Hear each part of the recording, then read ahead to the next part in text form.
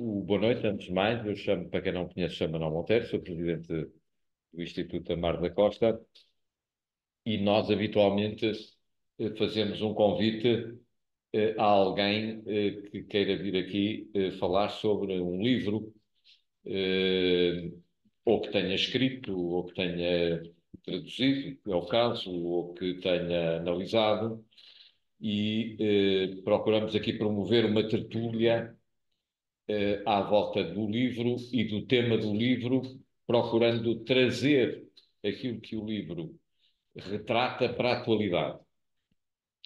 E nesse quadro desafiei o Dr. Francisco Carmo Garcia a vir aqui falar connosco sobre uma obra do século XVII, mas que ele recentemente traduziu para português, uma tradução extraordinária, uma obra de Thomas Hobbes, e eu fiz-lhe o desafio para vir aqui conversar connosco sobre esse livro e já vou explicar porquê. Mas antes de explicar porquê, permitam-me que lhes diga algumas coisas muito simples. Eu conheci o Francisco de leitura. Antes de o conhecer pessoalmente, conheci-o a lê-lo. E por uma razão simples. Um dia alguém, um amigo seu, pediu-me se eu lia a sua tese de mestrado. Hoje fala-se de dissertação de mestrado e não propriamente de tese de mestrado, mas o trabalho do Francisco continua a ser uma tese, não é uma dissertação. Ele não se limitou a dissertar, fez efetivamente uma tese à antiga. E então esse amigo do Francisco pediu-me que lesse e que fizesse uma análise crítica ao trabalho do Francisco, e eu, ao princípio, confesso-lhes que disse, bom, ok, eu vou ler, isto cá vai ser uma amassada, mas não, aquilo foi de facto um trabalho extraordinário, eu também gosto imenso destas matérias, e depois conheci o Francisco num almoço aqui no restaurante Império, em Lisboa, e levava-se, se recorda, a sua tese toda, rabiscada, comentada, etc, etc, portanto, que aquilo tinha sido de facto uma leitura página a página, linha a linha, parágrafo a parágrafo, com muita profundidade, e eu gostei imenso do trabalho do Francisco. E, portanto, quero dizer-lhes que, e não costumo fazer isto em vão, que dentro da nova geração e no âmbito do pensamento político e da filosofia política, para mim, o Francisco Carlos Garcia é das melhores pessoas que Portugal tem neste momento. E isso, para mim, é algo de muito significativo e de muito relevante. E eu já não estou em fase da vida de fazer elogios gratuitos, portanto, já não faço, não digo isto em relação a qualquer tipo de pessoa, mas digo com toda a sinceridade e com todo o gosto em relação ao Francisco Carlos Garcia, que acho um jovem de uma profundidade extraordinária e de um conhecimento filosófico e cultural também muitíssimo grande. E estou convicto que vai dar cartas no nosso país nas áreas em que ele entender, e nomeadamente nesta. Ora bem, segunda nota. O Instituto Amar da Costa é um instituto de pensamento político. Hoje conversava com o secretário-geral do Instituto, Francisco Ribeirinho, a propósito do número de pessoas que assistem habitualmente a este tipo de tertúlias. E eu recordo-me sempre de uma coisa, na Sorbonne, um dia percebi lá numa das paredes que ia fazer uma conferência dali a algum tempo, Jacques Delors, que tinha sido o célebre presidente da Comissão Europeia. E eu, nesse mesmo dia em que o Jacques Delors ia à Sorbonne, fui mais cedo para arranjar lugar. Porque dentro da minha mente pensei, bom, o Jacques Delors, ex-presidente da Comissão Europeia, aquilo vai estar completamente cheio, a arrebentar pelas costuras. Qual não foi o meu espanto quando estavam num grande anfiteatro, 30 pessoas. E aquilo correu bem, e no dia seguinte eu falei com o diretor do Departamento de Ciência Política e Direito Constitucional da Sorbonne, que tinha sido chefe da Casa Civil do Presidente da República, Mitterrand, e disse, mas veio cá o Presidente da República, o ex-Presidente da Comissão Europeia, e estavam 30 pessoas. E ele diz, e qual é o problema? Aquilo não era um comício. O Manuel Monteiro ainda tem uma mentalidade própria dos partidos, em que nós avaliamos se uma coisa corre bem ou corre mal pelo número de pessoas que estão na sala. Este tipo de eventos não são para avaliar a quantidade, são para avaliar a qualidade. E esse é o propósito do Instituto Amar da Costa, ou seja, o nosso objetivo é que estas sessões sejam sessões para quem quer efetivamente compreender e refletir, reconhecendo eu, como dizia a semana passada o Bispo de Vila Real, numa homilia, dizia uma coisa cheia de graça para mim. Portugal está cheio de inchados de sabedoria. Portanto, pessoas muito inchadas de sabedoria. Portanto, pessoas que sabem tudo, tudo, tudo, tudo, tudo, mas espremido, sabem muitíssimo pouco. E, portanto, um instituto como este procura fazer um pouco contra vapor, convidando as pessoas a pensar e a refletir. Terceira e última nota. Porquê o Leviatã e o livro de Thomas Hobbes? Melhor do que eu, Francisco, explicará. Há ali um confronto, em dado momento, entre dois valores que são dois valores importantes: segurança e liberdade. Eu costumo perguntar aos meus alunos na universidade se tivessem que escolher, se não tivessem outra opção e se tivessem que escolher entre segurança e liberdade, o que é que escolhiam? E qual não é o meu espanto que de ano para ano o número de jovens que prefere a segurança à liberdade aumenta. Ou seja, é curioso como a intranquilidade, a incerteza, o medo, a insegurança, o que lhe queiram chamar, tem conduzido a que o valor da segurança passe a ser muito mais relevante que o valor da liberdade. O que não deixa para mim de ser curioso e preocupante. Eu sou a direita, claramente conservador, mas sou um amante da liberdade. Não saberia viver sem liberdade. A liberdade é um elemento essencial para a minha vida num regime democrático como eu o entendo, sem que isso ponha em causa ou afete os meus valores conservadores e os meus valores de direita. E, portanto, pedi ao Francisco que, a propósito do livro que traduziu, viesse aqui falar connosco para nos dar o testemunho e a sua leitura do Hobbes nos dias de hoje. Ou seja, em que medida é que as teses de Thomas Hobbes podem ou não estar atuais, o que tem contribuído para que depois, no momento do voto, uma quantidade imensa de cidadãos, e nomeadamente de jovens, votem cada vez mais em soluções político-partidárias que se apresentam como soluções mais securitárias do que soluções mais defensoras do ideal de liberdade. E, portanto, penso que é um tema que pode parecer, à primeira vista, muito chato, mas que é um tema de uma atualidade extraordinária e que o Francisco, melhor do que ninguém, o saberá analisar no contexto do presente, quer para os que aqui estão, quer para os sócios do Instituto e convidados do Instituto que estão em casa. Muito obrigado, Francisco. Muito obrigado, professor. E obrigado especialmente pelas palavras que me indicou, que foram muito generosas, talvez até exageradas, não sei. Eu tinha só aqui uma nota. Eu acho que a pessoa que nos apresentou, ou que pelo menos fez esse contacto, está ali, que é o Francisco Camacho. Pois foi, é verdade. E que lhe mandou a tese. Eu realmente, na altura, já vou explicar isto melhor, mas naquela tese eu estava um bocado nervoso porque dizia ali algumas coisas que não eram, pelo menos, convencionais na academia em Portugal. Não eram ainda, também ainda não são. E, portanto, foi também algo, para mim, foi bastante positivo saber que o professor viu a tese com bons olhos na altura. Na altura, basicamente, Francisco Camacho sabe, eu não percebia nem metade daquilo que depois fui aprendendo, especialmente com a tradução do Leviatã, e, portanto, foi muito bom na altura ter também o apoio do professor nessa.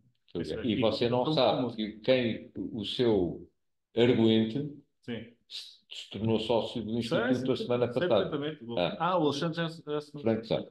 foi um argumento, foi um grande argumento na altura. Exatamente. Um grande argumento na altura. Não me encostou às cordas, mas foi um excelente trabalho. Eu queria começar, precisamente, porque falar sobre Leviatã não é fácil. Não é fácil, primeiro porque é uma obra, e o autor, o Thomas Hobbes, é um autor que está coberto de preconceitos. Qualquer pessoa que estude direito, estude ciência, filosofia política, sabe perfeitamente do que é que estou a falar. Thomas Hobbes é visto, muitas vezes, sob o preconceito e a imagem superficial de ser um autoritário, quando não um totalitarista. Eu lembro perfeitamente, e há uns tempos, a gente de pendor mais liberal a dizer, logo à partida, eu detesto Hobbes. Bem, eu, tendo lido sobre o autor, eu não consigo discordar mais dessa visão superficial. E depois, também é um livro que é difícil falar, porque estamos a falar só da grande obra sociopolítica moderna. É a obra onde estão articulados os principais problemas da filosofia política moderna, da filosofia política dos últimos 400 anos. E, portanto, não é fácil falar sobre o Leviatã de uma forma que eu queira que seja uma espécie de síntese. Não é fácil. Eu vou tentar fazê-lo e vou tentar explicar os pontos principais, fundamentais do livro e porque é que é importante ler Hobbes hoje, o que é que ele nos terá a dizer, que problemas é que ele inaugura. E eu, sinceramente, eu não estou muito inclinado para ver esse problema da dicotomia liberdade de segurança da forma como as pessoas fazem.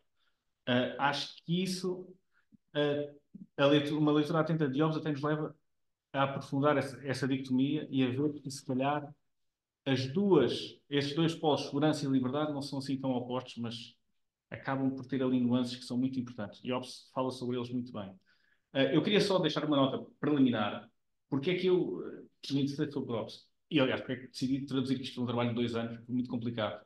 Não foi nada fácil. E eu ficasse mais amargurado com isso, mas a vida é assim mesmo. Mas porque é que eu decidi fazer a tese sobre Hobbes e porque é que depois decidi traduzir o Leviatã antes de entrar lá?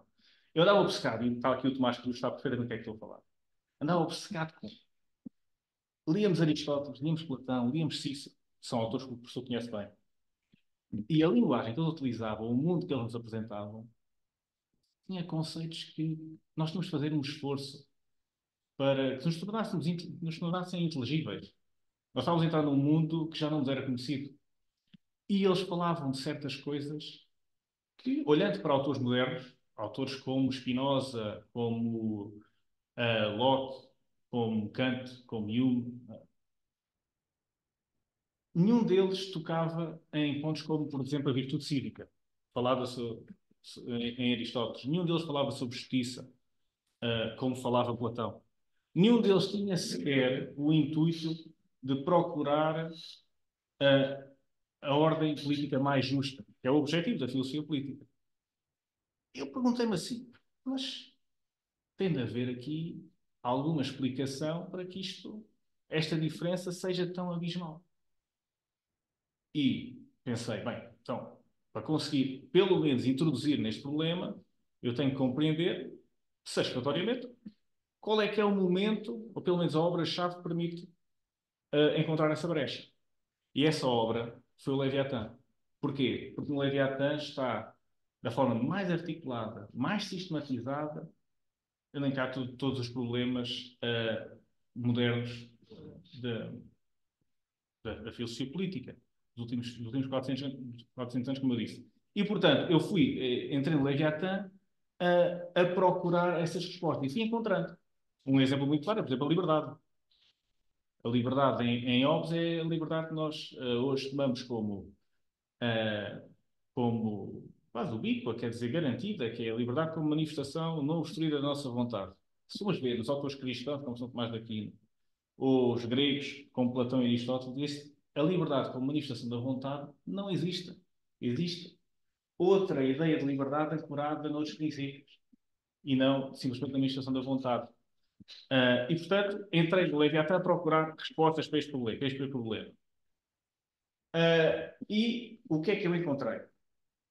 Em primeiro lugar, eu queria deixar aqui 3 pontos fundamentais sobre o Leviatã E são três pontos que nos levam neste caminho de separação entre a filosofia política clássica, Platão, de Aristóteles e também de próprios cristãos, e a filosofia política moderna, que é inaugurada por Hobbes. E eu vou deixar aqui três pontos fundamentais da obra de Hobbes, toda a gente acho que conhece, mais ou menos, mas que nos introduzem, nos permitem ver cristalizada essa separação. O primeiro é, vocês quando abrem os primeiros capítulos do Leviatã, o que é que vocês veem? Vocês veem, nos primeiros 8 capítulos, a descrição do homem em si, do homem abstraído de de toda a contingência histórica, de qualquer lealdade política ou religiosa. Nós temos ali uma imagem de um homem que não existe. Não existe na vida concreta. Temos ali um homem despido de todas as convenções. Se nós recuperarmos o que Aristóteles nos diz, quando na política começa logo a falar sobre a vida da cidade, Aristóteles diz o quê? Aristóteles não começa a falar sobre o homem em si, sobre este homem átomo que não existe, que está abstraído, que está isolado, que é efetivamente a imagem prototípica do indivíduo. Ele começa como? Começa a falar sobre o homem já inserido num certo tipo de comunidade. Fala da família, fala da tribo, fala da aldeia e fala depois da cidade, da polis, que seria a comunidade humana mais completa. Em Hobbes, vai tentar abstrair o homem de todos estes condicionalismos históricos e políticos, e religiosos, neste caso. E vai tentar fazer do homem uma espécie de uma ilha, onde ele consiga ter acesso ao que ele considera ser a natureza humana, ao que ele considera ser a realidade da natureza humana, e não a natureza humana já condicionada pela experiência histórica, política e religiosa. Ele está a extrair o homem e naqueles 8 primeiros capítulos ele vai desenvolver uma forma de olhar para este homem. Como é que este homem se move? Ele move-se porquê? Quais é que são as razões do seu movimento vital? E ele vai chegar a uma conclusão, que aliás é depois também o exercício que faz Locke, é o exercício que faz Spinoza, é o exercício que também faz Rousseau, que aliás aprofunda esta visão individualista do homem, que é, ele começa a ver que o homem é um sujeito de desejo. Vai dizer, o homem na sua natureza é o quê? É um ser que se move em torno de objetos do seu desejo e que se afasta de objetos da sua aversão. E ao que ele chama um objeto do seu desejo, ele diz que é bom. Ao que ele vê como objeto da sua aversão, ele diz que é mau. Portanto, o bom e o mau acabam por ser categorias subjetivamente determinadas, tendo em conta o próprio efeito que esses objetos de desejo têm no homem. Ou se começa a ver assim como é que o homem se move. O homem vai atrás de desejos, afasta-se do que considera mau, vai atrás do que é bom, do que ele subjetivamente considera que é bom. E depois Hobbes chega a uma conclusão, que é: este homem é feliz na medida em que consegue continuamente concretizar estes seus desejos. Isto vai logo contra uma concepção antiga de felicidade, que era vista, vocês leem Aristóteles, leem Platão, e veem um conceito muito falado sobre um fim último. O homem tem um fim último que deve seguir para se concretizar. Nem todos os homens conseguem fazer isso. Aliás, estava reservado até uma minoria excepcional de seres humanos que conseguiam concretizar essa sua natureza humana. Em Hobbes diz que é de uma parvoíce, porque estão a querer que o homem tenha um fim último para se concretizar significa que ele chegaria a um estado de felicidade que a sua vida acabaria ali. Estão a ver? Já não haveria mais desejo para concretizar. Isso não é a natureza do homem. A natureza do homem é... A sua vida é como se fosse uma corrida. E ele usa esse exemplo no Elvas. É como se fosse uma corrida que não para. Parar é morrer. E ele vai ver o homem assim, quase como uma máquina que se move, automovida, que se move atrás dos desejos. E, a partir daqui, do que ele considera ser esta natureza do homem como criatura do desejo, ele depois não faz como se calhar Bacon e outros faziam, que era, ficavam por esta visão e extraíam daqui, por exemplo, a conclusão de que não poderíamos chegar a nenhum entendimento sobre o que é justo e injusto. Hobbes não é assim. Hobbes está convicto de que Platão e Aristóteles, ao acharem que havia esse fim último para o homem, pensavam que conseguiam chegar a um entendimento satisfatório daquilo que era a justiça, daquilo que era justo para o homem. Ou talvez de um modo de vida perfeito podia ser seguido pelo homem. O homem tinha um modelo no qual se podia guiar. Óbvio, não vai dizer que isso está errado, mas vai dizer: eles erraram porque não conseguiram ver o homem tal como ele é. Eu vi o homem tal como ele é, percebi que ele é uma criatura dos desejos, e eu, a partir deste entendimento da natureza humana, vou conseguir extrair daqui o quê? Vou conseguir extrair daqui, porque esta natureza parece-me incontestável, que é universalizável a todos os homens se movem por estas razões, eu vou conseguir extrair daqui a fonte de todo o direito. A fonte, ou seja, do que é justo e injusto. Portanto, óbvio, não é um trabalho só sobre a natureza humana e as suas consequências, é também sobre o trabalho de como extrair dessa natureza humana a fonte do que é justo e injusto. E isso é o segundo ponto. Hobbes vai fazer o seguinte: percebe que os antigos filósofos, como Platão e Aristóteles, andavam sempre à batatada a discutir quem é que sabia o que era o fim último para o homem. E havia várias ideias de fins, e andavam sempre ali a discutir qual é que era o certo, qual é que era o errado. E por outro lado, havia aqueles que diziam que o justo e o injusto deriva da palavra de Deus.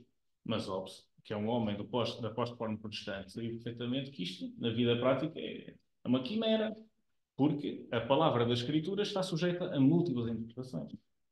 E, portanto, não era possível extrair da palavra de Deus, que, aliás, se é falado aos profetas, quer dizer que nós confiamos no entendimento, na interpretação que os profetas fazem da palavra de Deus, portanto, estamos a confiar numa pessoa, noutra pessoa, em terceiros.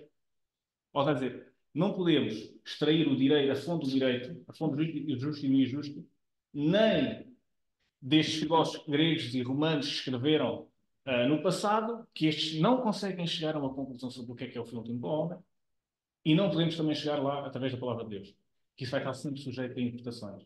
Isso era o ambiente histórico da Europa do século XVI e XVII, vivia em guerras civis permanentes, e eles disseram assim: então onde é que eu encontro o facto incontestável que me permite extrair daí uma ideia de justo e de injusto? Nessa natureza humana vista por Hobbes como tal. E Hobbes diz assim: qual é que é o facto fundamental, ou seja, o facto incontestável? É que, sendo o homem uma criatura do desejo, o que ele mais vai querer é preservar a sua vida, é preservar a sua existência. Essa é a condição primeira para conseguir garantir a concretização de todos estes desejos. E assim ele vai perceber que há um mal fundamental do qual o homem se afasta de sempre, que é a morte. Ele vai extrair da morte, do medo da morte e da ânsia, da paixão que o fundamental que o homem tem para preservar a sua vida, esse facto moral fundamental que lhe permite extrair daí todo o direito, tudo o que é justo e injusto. Por isso é que o direito, primeiro, que ele vai fazer, inscrever na natureza do indivíduo, é um direito de autopreservação. Se vocês forem ler autores desde Spinoza, Locke, Rousseau, até ali mais ou menos ao século XIX, quando eles começam a criticar estas coisas, vocês ouvem falar muito do direito de autopreservação. Nós vivemos num mundo com segurança tal que nós, nós no dia a dia não pensamos em autopreservar-nos, não é? Nós acho que já fomos um bocadinho para além disso, pensamos noutras coisas. Mas porquê é que eles falavam tanto nisto?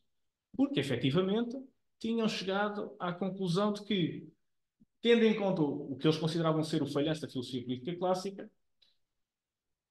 havia aqui uma fonte, pelo menos mais ou menos satisfatória, de onde extrair o direito natural.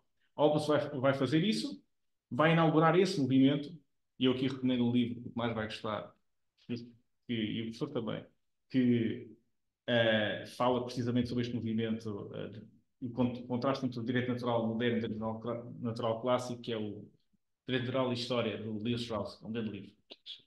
Grande livro, tenho muito a aprender com isso, eu aprendi muito com esse livro, e que toca precisamente neste ponto.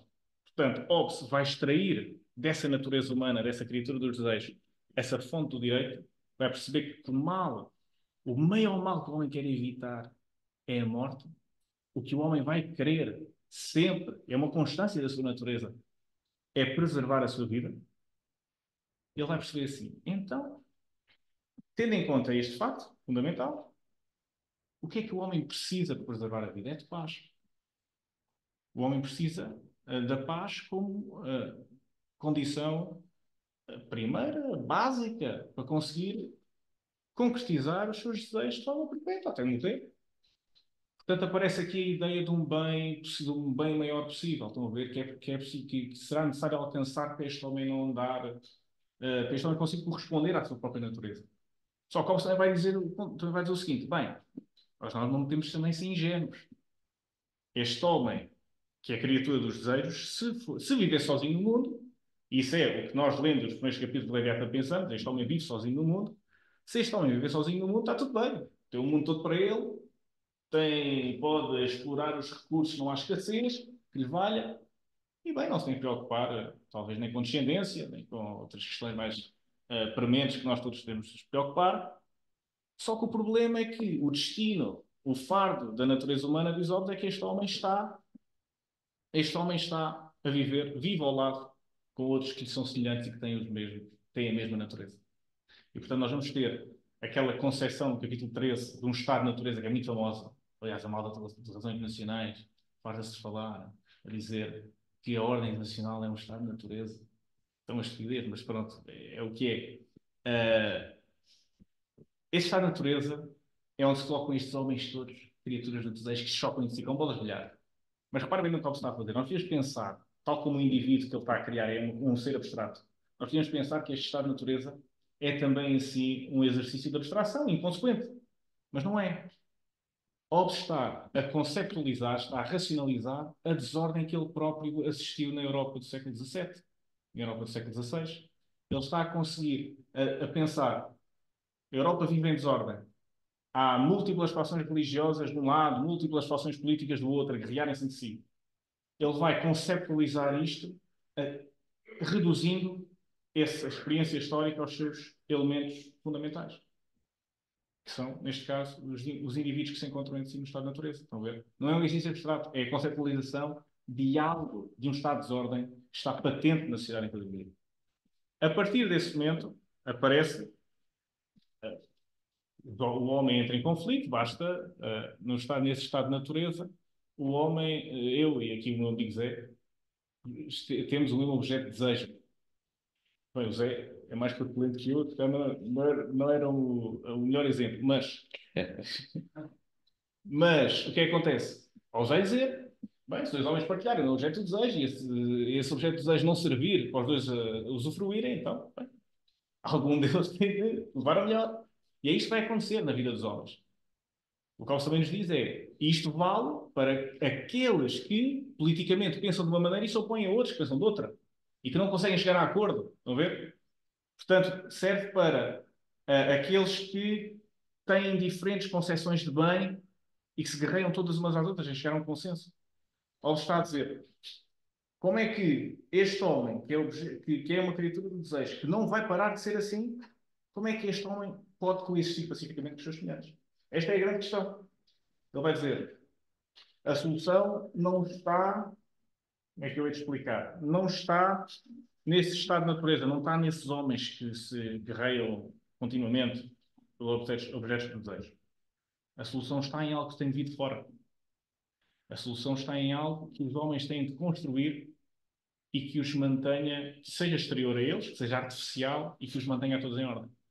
Daqui surge uma figura que nós achamos que se calhar damos como garantida, que é a figura do contrato social, não é? Surge então o terceiro ponto nesta linha de raciocínio, que vai desde o indivíduo, do estudo da sua natureza, à extração do direito natural, de autopreservação, e depois ao passo que permite que esse homem, criatura dos desejos, possuidor de um direito natural à autopreservação, consiga viver em coexistência pacífica. O que é que o homem tem de fazer para conseguir ultrapassar este estado de desordem?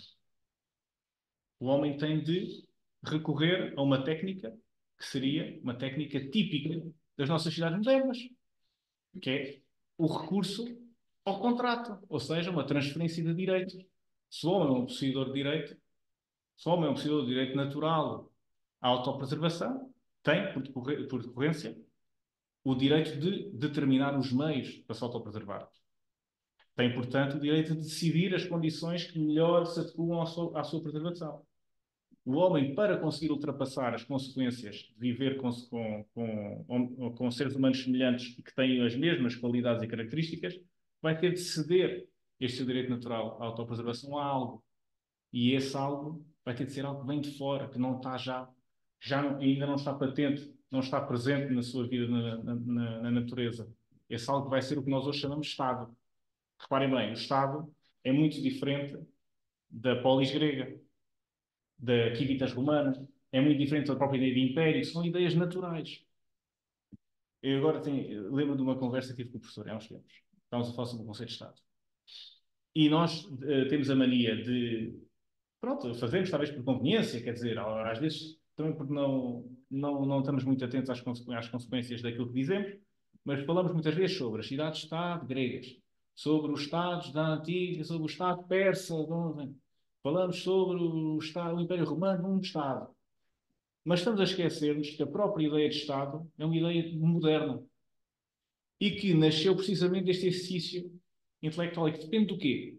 Depende destes indivíduos que não conseguem viver em conjunto, que são indivíduos abstratamente considerados, que, por intermédio de uma declaração de vontade, de um contrato, de uma transferência de direito, criam uma pessoa artificial, criam um ser que ainda não existe, que dão vida, constroem uma espécie de máquina que se vai colocar acima deles e que tem uma função concreta, garantir a ordem.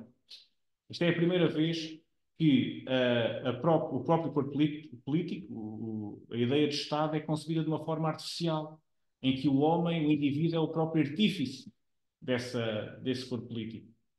Nós fomos a ver, havia a ideia cristã, nós temos tardo-medievais, a ideia de secularizar o corpo de Deus e a imagem paulina do corpo de Deus para a ordem política. E dizia-se muitas vezes que o rei era o corpo, era a cabeça do corpo.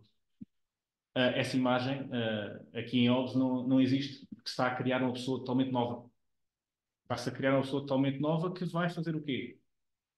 Vai monopolizar o direito que pertencia a esse indivíduo de determinar as condições da sua autopreservação, vai monopolizar em si esse direito e vai ser, aqui para ser fácil de pensar, vai ser a única figura nessa comunidade política que detém esse direito de autopreservação. Todos os homens, ao entrarem num contrato entre si, para fundarem o Estado, vão ceder esse direito, que fica monopólio do Estado recém-criado, do Estado inicialmente criado. Ou seja, o Estado soberano, nós falamos do Estado soberano, a ideia de Estado soberano depende da figura do indivíduo como uma totalidade jurídica e moral, como um ser dotado de um direito natural absoluto, que depois é transferido, que passa para a figura artificial do Estado.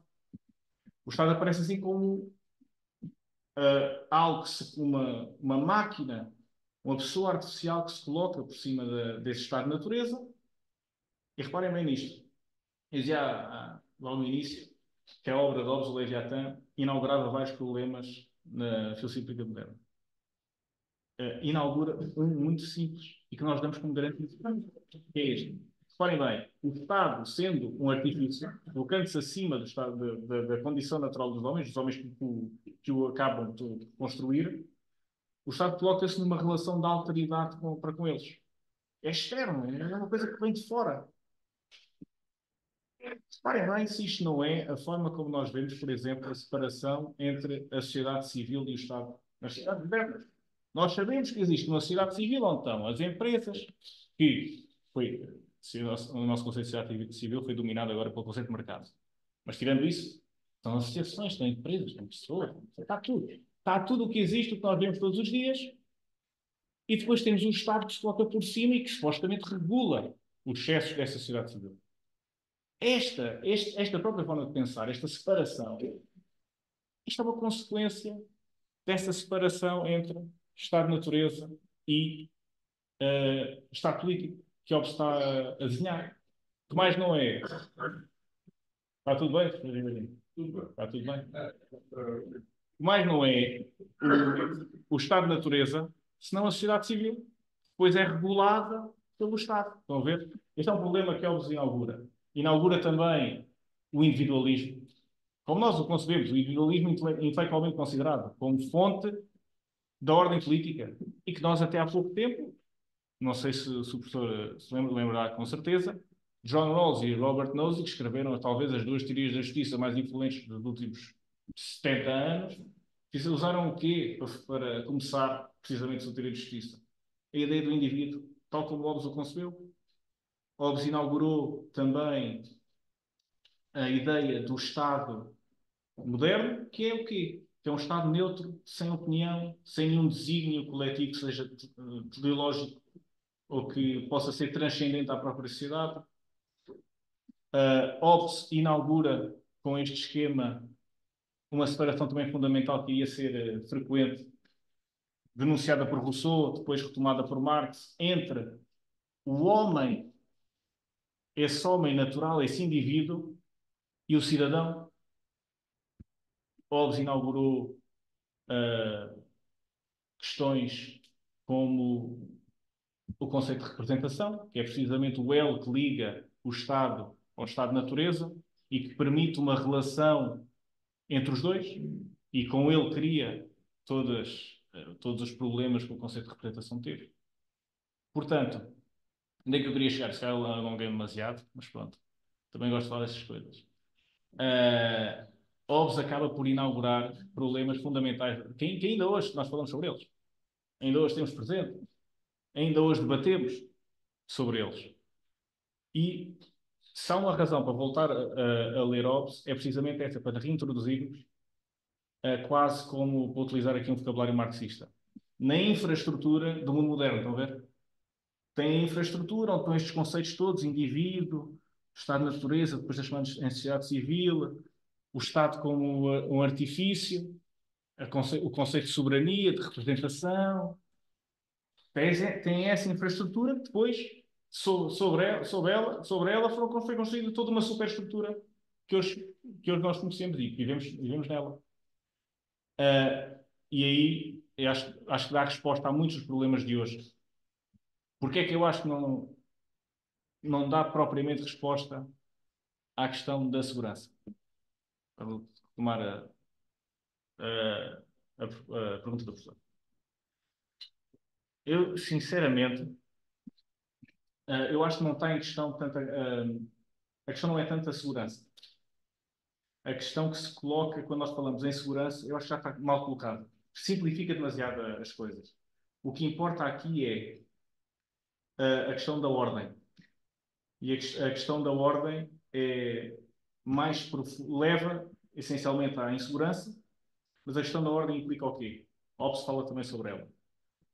A questão da ordem é se o mundo que nós vemos à nossa volta, tal como dizia Platão na República, não está desordenado no sentido em que as próprias partes, não sei se alguém leu a República de Platão, ou seja, 40, tu não leste, certeza. Na própria República de Platão, alguém há de ter lido. Nós temos uma comparação entre a alma humana e a alma coletiva da cidade. E essa alma humana muitas vezes está desordenada, porque as partes que compõem a alma não estão no seu sítio. A parte racional não se sobrepõe à parte irascível e irracional, estão a ver? E é preciso todo um trabalho para conseguir ter as peças no sítio. Eu acho que a questão que se coloca hoje é mais esta da ordem do que propriamente a da segurança. O que nós estamos a ver é uma sociedade que deixou de ter critério para o que é que seja. E se a liberdade é a liberdade entendida como entendemos principalmente na modernidade, como manifestação de novo poder da vontade, então ela vai acabar por cair em louquismos e em derivas altamente ultra-subjetivas que são incompatíveis com a estabilidade e a ordem política. E se calhar agora nós estamos a viver um momento não tão grave como o que Hobbes viveu no século XVII, em que havia desordem, efetivamente, onde se batalhavam várias concepções de bem, e onde se juntava aí o elemento religioso, nós hoje estamos a viver, se calhar, a aproximar-nos, não estamos ainda lá, mas estamos a aproximar-nos de outro momento de desordem. Não tanto necessariamente de insegurança, que é uma decorrência dessa desordem, mas sim de desordem no sentido em que não há uma concepção de bem, não há um denominador comum que consiga agregar todas estas visões subjetivas e que consiga ordená-las num sentido que lhes dê, pelo menos, alguns anos mais do que isso, décadas de alguma estabilidade. Acho que a questão é mais da ordem do que propriamente da segurança. Mas pronto, não sei se me fiz bem entender aqui em relação a isto. Em relação ao Leviatã, eu aconselho todos a irem comprar a edição. Deu-me muito trabalho, tive 2 anos a traduzir. 2 anos, se calhar se tivesse só isso para fazer, fazia-o em 8 meses ou 9. Mas vão comprar. É um livro que custa a ler, mas é muito interessante. Principalmente para aqueles que não gostarem tanto destas questões. E normalmente nós cometemos o erro de ler o Leviatã e ficamos pelo capítulo 30, que depois começa-se a falar de religião e a malta não está virada hoje para falar sobre questões de debates teológicos, não está virada para aí, mas eu acho que neste momento é um grande exercício, não só intelectualmente gratificante, mas de necessidade a compreender o debate teológico que levou à Europa moderna, secularizada como nós a conhecemos, que teve o início em Maquiavel e depois em Hobbes, e que em Hobbes ocupa uma grande parte do Leviatã, a terceira parte, que tem um capítulo, que é o capítulo 42, tem só esse capítulo tem 80 páginas. Portanto, estão a ver a importância que esses temas tinham para aquele autor e que normalmente fica, não é ignorado, tanto nas aulas como pelos leitores. Esse capítulo aí estão muitas das respostas ao problema, à forma como a religião foi secularizada, à forma como a religião foi se tornando um assunto meramente privado, um assunto de consciência privada, quando até, se nós pensarmos bem, uma religião do livro, como é o cristianismo, isso não faz parte da sua própria natureza. Mas a verdade é que foi transformada numa questão de consciência individual e foi porque houve homens como Hobbes que fizeram com que o caminho fosse este. Portanto, olha, aconselho-vos todos a irem. A ti que mais vocês já tens, se não tiveres, até do cabo de tudo.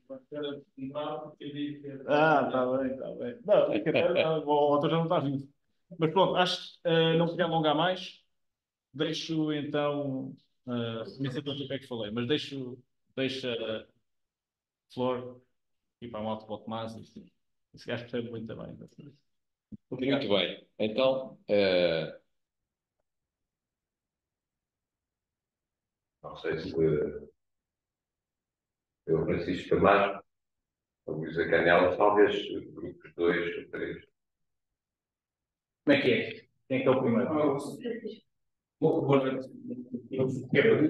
Eu vou ser muito rápido, mas muito rápido. Queria deixar participar se é por este trabalho, que ainda não tive a oportunidade de aqui nem ler, mas simplesmente que sei, por ser amigo dele, da dedicação que empenhou. É também um orgulho ver uma pessoa da nova geração a pegar numa obra desta intensidade e a relevância decidida. Mas eu tenho questões relativamente simples, que parecem. Então, primeiro, quero que, realmente, como o Francisco traduziu esta obra, o que é que justifica então tantas equipes no centro de votação? Eu lembro perfeitamente na cadeira de Direito Constitucional 1, de Direito Público, deste autor, não vou cometer em brincadeira de quem foi a docente, mas era apresentado, já tem uma questão de direito de Estado Único, que precisamente havia qualquer essa denúncia que fizeste de uma concepção autoritária e positiva. Portanto, primeiro essa questão, que há tantas interpretações que, segundo o teu entendimento, não estão corretas. Depois, como é que está também com isto? Se o próprio autor não quis, enfim, com alguma decisão, não quis provocar certos equívocos, porque o próprio título da obra gera uma interpretação social de uma figura monstruosa. É uma boa pergunta. Portanto, se isto foi até dentro do gênero da obra, uma tentativa de gerar a discussão sobre as interpretações múltiplas que a própria. Posso só responder aqui a esta pergunta do Camacho? A minha pergunta era praticamente É mesmo? para falar sobre o conceito de dieta. Ok. Em relação à primeira, eu vou ser muito honesto. Eu acho que é por. E o professor sabe isto, se calhar, melhor do que nós todos. Há muita gente que, infelizmente, liga mais aos comentários terceiros a certos livros do que ao que o próprio autor escreveu. E eu acho que houve duas figuras que foram alvo dessa maldade, que foi Hobbes, por um lado, e Platão, por outro. Platão, por causa das interpretações que o Karl Popper fez no século XX, que foram, acho que, um bocado injustas. Temos o livro do professor Freitas do Amaral, que trata o Platão como um tipo também totalitário. Isso acho que não faz sentido nenhum. A República, não, a República é uma obra para filósofos, não é uma obra para políticos. Portanto, está a partir logo do pressuposto errado, porque seria uma coisa concretizável. O patrão diz isso. No caso de Hobbes, passou-se o mesmo, mas por incompreensão do quê? Eu acho que também tive uma entrevista com o Luís Caetano na Antena 2 e ele fazia mais ou menos as mesmas perguntas. Mas isto é um tipo com. Ele cria um Estado muito forte e não sei o quê. E eu, calma. O que é que acontece? Hobbes está a viver um período histórico em que vê que o poder político, o poder soberano, está dividido. Está dividido essencialmente em duas partes. Por uma parte, ele é reivindicado pela Igreja Católica e por múltiplas seitas protestantes que foram aparecendo, principalmente em Inglaterra. E por outro, ele é reivindicado por fações cívico-políticas, como republicanos, monárquicos, principalmente são vários. Hobbes está a pensar que apenas conseguindo encontrar uma forma de ultrapassar estes debates intermináveis, estas reivindicações sobrepostas que se combatiam permanentemente, é que ele consegue fazer essa unidade do poder soberano. É que ele consegue unificar o poder soberano sobre uma única cabeça. Estás a ver? E foi essa imagem da unificação do poder político que depois acho que levou a estas interpretações superficiais e injustas. Até porque este poder político, Hobbes diz-nos, não, é um poder político que tem uma função fundamental, que é garantir a preservação de cada um. Lá, os indivíduos que transferem o seu direito no estado de natureza para o Estado não são estúpidos o suficiente para viverem a medo de uma condição e passarem para outra pior, não é? Portanto, houve aqui, por causa desta ideia, tem muito a ver com a contingência histórica do autor, da necessidade que ele tinha de ultrapassar os problemas históricos que existiam na Europa tardo-medieval, que era uma Europa em permanente guerra civil, onde havia reivindicações políticas e religiosas que sobrepunham. Ele tinha de unificar o poder soberano sob uma única égide. Aí houve essa interpretação de vê-lo como uma espécie de Estado-monstro. Isso leva ao Leviatã. Era difícil, na altura, ao explicar o que é que ele entendia pela figura do Estado. A figura do Estado era uma figura que aparecia de fora, que era criado pela vontade humana, era um artifício que se colocava acima dos indivíduos. Essa imagem, Hobbes apenas a conseguia tornar inteligível mediante o recurso, em primeiro lugar, à figura mitológica de Leviatã. O Leviatã é um monstro bíblico que é muitas vezes dito que é o monstro mais poderoso, um monstro marinho de dimensões abismais, de Job. Deus diz mesmo que é o monstro mais feroz, ou está a recuperar a imagem do monstro bíblico que parece ser mais poderosa, do monstro bíblico mais forte. Está a ver? Uma imagem de terror, um monstro que imprime medo. Mas ele não quer dizer com isso que o Estado tem de ter medo todos os dias, não é que é um Estado monstro, uma serpente gigante, não é nada um dragão, uma coisa assim, não é nada disso. É simplesmente, ele está a tentar ver como é que os meus leitores vão conseguir compreender um conceito que ainda não me parece ser inteligível. E se tu leres autores, por exemplo, eu lembro do Robert Filmer, sabe do Robert Filmer, Tomás? Que era um monárquico mesmo daqueles, pá. Se houver uma feminista que diga eu preciso de um inimigo, esse inimigo vai ser o Robert Filmer, que é mesmo um misógino, mesmo, vai ter misógino. E esse Robert Filmer não compreendeu a figura do Estado soberano novo-zelandês. Não compreendeu porquê? Porque o Estado concebido como artifício ainda não estava ao alcance daquela malta. E então Hobbes teve de procurar a imagem simbólica do Leviatã, do monstro bíblico mais poderoso, e depois outra imagem, uma imagem lindíssima do frontispício do Leviatã. O Leviatã, a edição original, tem uma imagem, que é assim uma capa. E na capa tu vês, salta logo à vista, está assim um homem gigante, que é composto no corpo por pessoas, pelos tais indivíduos indiferenciados que compõem, e que numa mão tem uma espada, na outra tem o báculo, os bispos. Ou seja, naquela imagem está incorporada essa união entre os dois poderes que normalmente se gladiavam. Portanto, Hobbes recorre a essa imagem do monstro mais numa de tornar inteligível aquilo que está escrito. E também, no caso do frontispício, é mesmo de conseguir... Eu acho que antes de ler o livro, cada um tem de olhar assim para o frontispício de 10 minutos. Olhar para o frontispício de 10 minutos, só a sério, porque é um frontispício muito bem desenhado, tudo com instruções precisas do autor, e que nos diz logo qual é que é o desenho da obra. E se não compreendes alguma coisa durante a obra, tu vais atrás e olhas para o frontispício e outra vez. Estás a ver? Portanto, é isso que o mitológico Leviatã simplesmente quer dizer uma coisa. É que o Estado soberano, na medida em que vai unificar esse poder que está dividido, que está atualmente dividido, e que vai juntar, como dizia o Rousseau, as duas cabeças da águia, a Igreja e o poder político, esse Estado vai corresponder à imagem do monstro bíblico mais poderoso. É mais ou menos isso. Não é nada de para aí além. Acho que houve interpretações, por exemplo, do Habermas, que era um tipo muito bom, e que disse que via no frontispício do Leviatã o pronúncio dos totalitarismos do século XX. Pá, acho que isso é preciso um salto lógico que está completamente fora. E, aliás, para chegar aos totalitarismos, tu precisas de passar várias fases na evolução do próprio conceito de representação. E Hobbes ainda estava a desenhar o conceito de representação da sua forma mais original possível. Portanto, acho que em relação às interpretações sobre o Leviatã como Estado totalitário, são injustas e muitas vezes superficiais. E depois, se calhar, também a leitura, a falta de conhecimento bíblico e também de alguma noção de perceber que o autor precisava, para conceitos que ainda não eram inteligíveis para o grande público, de ter imagens que se tornassem, pelo menos, algo satisfatoriamente inteligíveis esses conceitos. Não. Okay. Mais questões?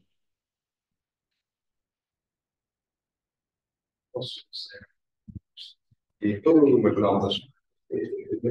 Este é uma peça muito boa. Vou tentar não falar sobre isso. Eu gostava de perguntar.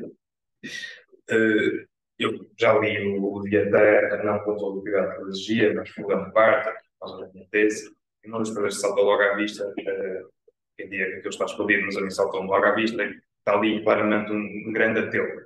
Está ali um grande ateu. E a minha pergunta, e uma das questões que eu me perguntei mais, foi se seria possível a um não ateu escrever aquelas abstrações todas que o Hobbes faz, despejar o homem de qualquer percepção de um bem superior, de reduzir o homem à simples procura de desejo e aversão à dor física ou da morte violenta. Isso implica já também de uma noção religiosa, de uma noção transcendental. Portanto, isso era um comentário, se queres falar um bocado sobre isso. Depois também, eu acho interessante no Vietnã, porque talvez, eu acho que Maquiavel já faz isto, aliás, muitas destas coisas que tu foste mencionando estão ali já a brotar em Maquiavel, mas depois Hobbes esquematiza as escolas.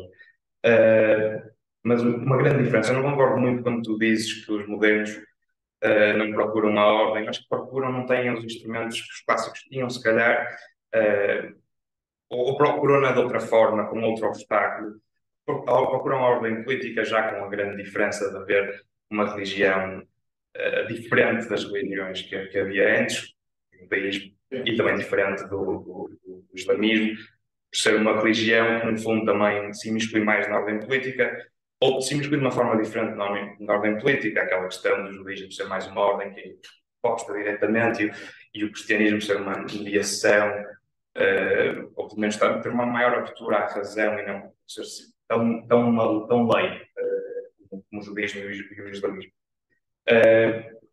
Mas aqui a minha pergunta, o que eu noto que não há em Maquiavel, já se perde em nós totalmente, é a figura do herói. Que é algo que eu acho que já foi um tema que também já aprofundaste, eu acho interessantíssimo pensar nisso. Porque é que estes autores tiveram claramente construir uma ordem política diferente na modernidade? Porque é que a figura do herói não tem lugar Nem tem lugar a virtude suprema da magnanimidade de Aristóteles. Tudo o que seja, no fundo, seja uma espécie de transcendência do comum, ou do mais básico mesmo, os nossos instintos mais básicos, não existe para estes filósofos. Para ter a ver com...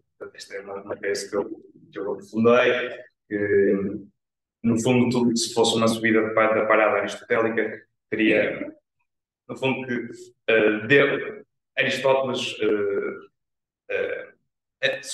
Deus chega sempre uma parada mais alta que Aristóteles, e estes autores estavam muito focados em despojar a ordem política de tudo que fosse religioso. Portanto, se fôssemos jogar a virtude suprema como a base das suas obras, estariam sempre imunes ao risco, à tentação de que viesse religioso e dissesse, sim, muito bem, há uma virtude suprema, mas há uma virtude ainda mais alta, que é a virtude religiosa.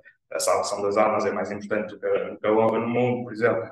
E, portanto, eles tinham que destruir isso tudo e procurar alicerçar a sua obra de forma que é mais básico, mais instintivo, se quisermos, mais animado, também uma palavra no homem. Não sei se vês aí alguma verdade, o que é que pensas sobre isso? Eu vejo isso, eu concordo completamente. Aliás, eu trago a parte da atenção da obra para mim, é precisamente essa questão do herói. Falta uma atenção, se bem nessas coisas, mas se forem ler obras antigas como Homero, está patente. É uma figura do homem extraordinário, como até fala do herói. Não é o herói que Cristiano Ronaldo, não é isso. Mas é o herói enquanto um ser humano que é uma referência tanto moral como exerce na sua vida certas qualidades que são efetivamente extraordinárias, fora do comum. Não é, temos uma diferença ali entre um homem, uma figura como Júlio César. Estão a ver? Um homem que se sobrepõe, ontem falámos sobre isso, de Júlio César. O homem que se sobrepõe em qualidade, às vezes até com uma virilidade, que hoje em dia eu falo sobre isso, mas a verdade é esta, com certas características, certos traços que não são comuns. Hobbes é um tipo que vai neutralizar esta figura. Vocês podem ver bem, em alguns autores modernos, por exemplo, Hegel, ele fala muitas vezes da diferença entre o homem burguês e o cidadão. O homem burguês era quem? Era o homem que, principalmente, como era um tipo, nomeadamente, não teria de ser necessariamente assim, mas principalmente se dedicava a sua atividade predileita ao comércio. Para se dedicar ao comércio, ele tinha de ter assegurado uma condição de paz, estabilidade e segurança, sem as quais seria muito difícil exercer a sua atividade. Era um tipo que, por trás dessa sua atividade, tinha um medo, primeiro, à morte, e a figura do homem burguês acaba por surgir perfeitamente inteligível na obra de Hobbes. Há autores como McCarthy, que é um tipo marxista, que tinha sensibilidade a certas coisas, viu no indivíduo hobbesiano o caráter do homem burguês, do homem tipicamente moderno, que é um tipo que quer saber mais do conforto material, principalmente, do que quer saber sobre o risco, expor ao perigo. Enquanto que, se lermos, por exemplo, sobre o homem magnânimo em Aristóteles, nós temos que encontrar o homem magnânimo é o que é homem extraordinário. É um homem que não tem medo da morte. Medo da morte, ele diz que eu não tenho. Eu não tenho. E isso é uma qualidade que me faz sobrepor a todos os outros. Porque sou capaz de defender a minha cidade, de exercer virtudes como a coragem. Havia muito esta ligação entre o herói e o espírito bélico. Hobbes vai dizer, bem, pensar assim é um perigo. Porque nós temos, ele dizia isto, eu não estou mentindo nisto, ele dizia, nós temos gerações de políticos aqui na Inglaterra que ficavam fascinados a ler Homero e a ler os feitos dos grandes gregos e romanos, um Plutarco, e diziam, ele dizia, isto é um perigo. Como é que eu vou neutralizar estes impulsos que ele não dizia serem perigosos, ele não dizia serem heróicos, ele dizia serem agressivos e perigosos? O ser humano, o herói, acaba por não ter lugar, porque se houvesse heróis, o próprio esquema de Hobbes não funcionava. O que funciona é se o homem tiver essa característica generalizada, que move todo o seu ser, que é o meio da morte. Então, se aparece uma figura, por mais minoritária que seja, se oponha a esse facto moral fundamental, e diz, não, o edifício não funciona, e vai, cai. E, portanto, o herói não tem lugar em ele vai combater o herói. Logo vai depois fazer o mesmo, mas vai tomar o herói de uma forma diferente. Vai dizer, olha, tu, em vez de em vez de ter na polícia, em vez de teres aí com aventuras, não sei o quê, e seres uma espécie de Don Quixote. Don Quixote é uma obra que explica muito bem estas coisas. Como um tipo aventureiro acaba por ser quimérico no mundo do século XVII, século XVI. Ou lá vai dizer, canaliza esses impulsos violentos para o comércio, para a concorrência, para a competição. Não é? Nós hoje falamos de competição. E vai ser uma forma muito eficaz de domar e neutralizar esses impulsos do herói. O herói não tem lugar no moderno. Talvez por isso é que nós acabamos por reduzir os nossos heróis ao Cristiano Ronaldo e assim. Ainda bem ser para não é? Nas heróis de cinema, mas em óbvio não. Esse herói não existe, é neutralizado. Em relação ao ateísmo, em primeiro lugar, essa questão do cristianismo, dos modernos não terem os mesmos que os antigos, os modernos também se separaram com o problema de lógica política, porque o original. O cristianismo, nós não temos bem noção disto, mas o cristianismo operou uma transformação gigantesca na consciência ocidental. Foi uma separação entre dois mundos, entre o mundo celeste e o mundo terreno.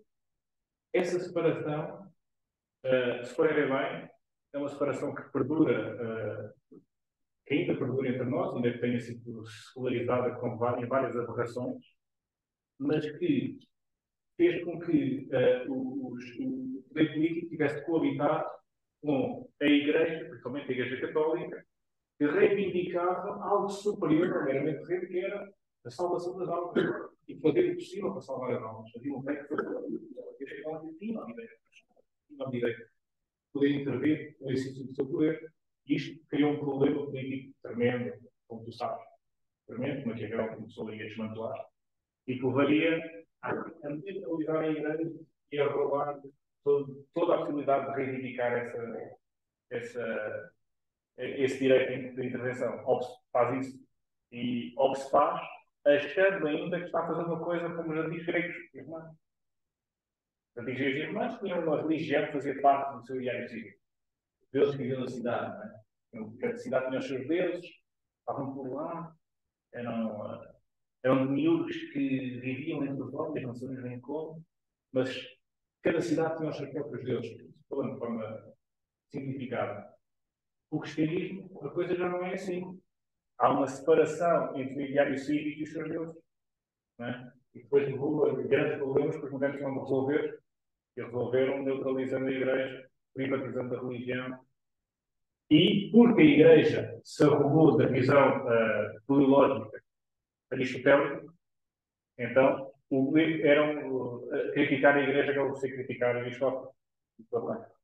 O Alvo é o mesmo. E no caso do Alvo, não estava sobre o ateísmo tão declarado, mas tive que diga que Moisés governou o povo judaico não porque o povo judaico acreditava que tinha falado com Deus, que isso não seria suficiente para manter a obediência do povo judaico, mas porque o povo judaico fez um contrato com eles, tudo dito. Se calhar acho que tens razão. Bom, eu estaria aqui a dizer, a provocar o Francisco, eu não sou propriamente um obsiano. Eu também não.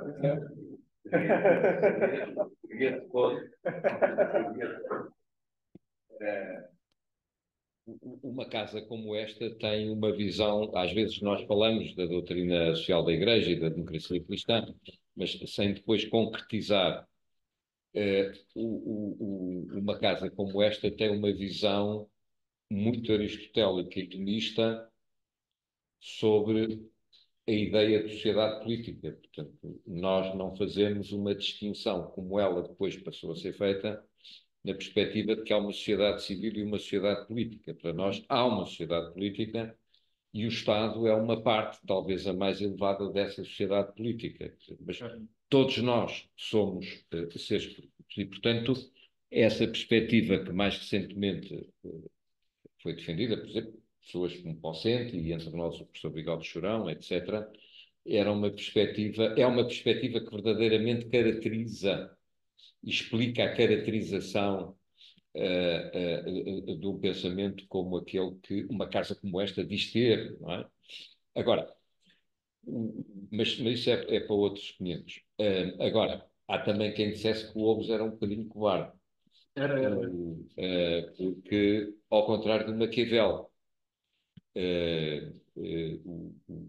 o Hobbes, perante o perigo, se deixa-me tratar da vida aqui para o outro lado, e depois foi um bocado maltratado, de facto, porque os monárquicos achavam que ele era próximo dos republicanos, os republicanos também depois deixaram de simpatizar com ele, etc. Agora, o que eu perguntava também ao Francisco é isto.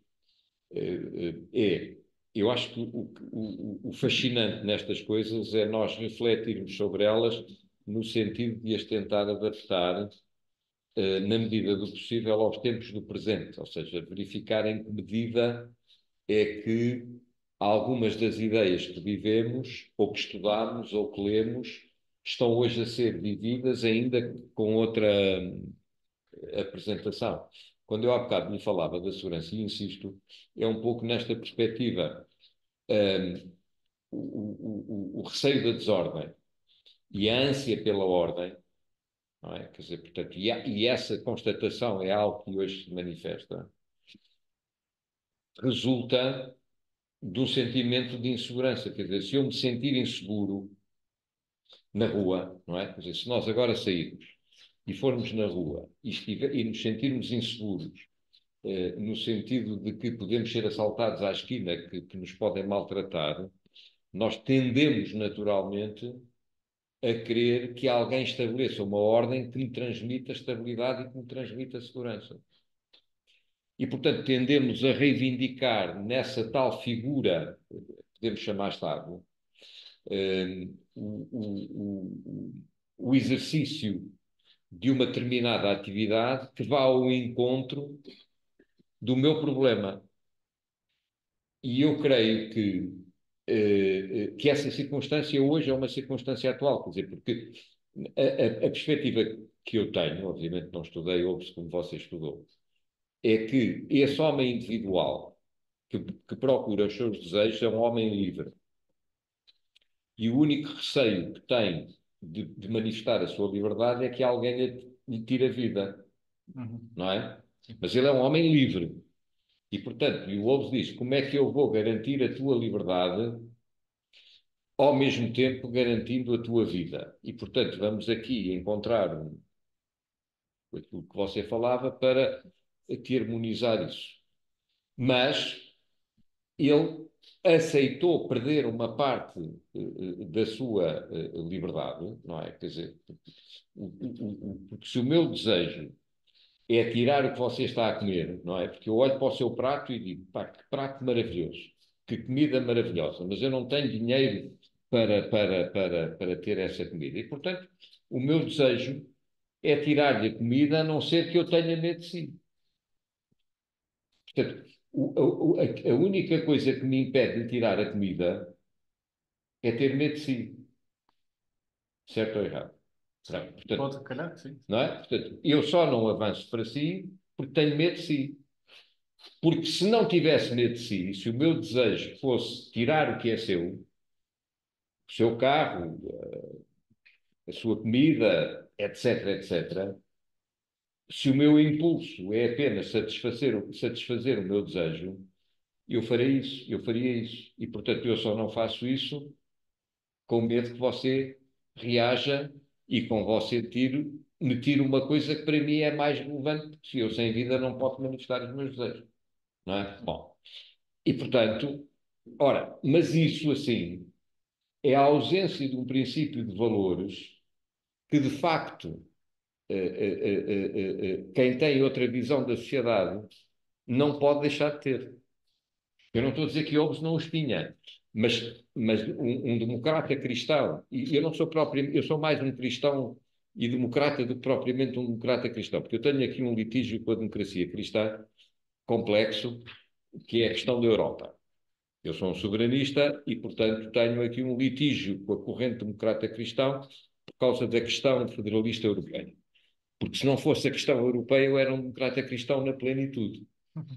Isso não tenho a menor dúvida. Agora, quando vi que a democracia cristã... Bom, mas independentemente disso. Agora, a perspectiva dos valores, de valores que me são anteriores e que me são superiores, é uma perspectiva que, efetivamente, são relevantes para mim, e é por isso que eu digo não ao aborto ou não à eutanásia. Não é por moda, não é? Quer dizer, é por causa disso. É por dizer assim, há aqui um quadro de valores que me são anteriores e me são superiores. E, portanto, se há um quadro de valores que me são anteriores e me são superiores, eu não posso prescindir de ter uma ação política condicente com esses valores em que eu me revejo, em que eu acredito. É por isso. Agora, em que medida, Francisco, é que mal interpretado ou bem interpretado, não interessa. Quer dizer, interessa, mas pronto. Em que medida é que nós hoje temos uma busca, uma ânsia por parte de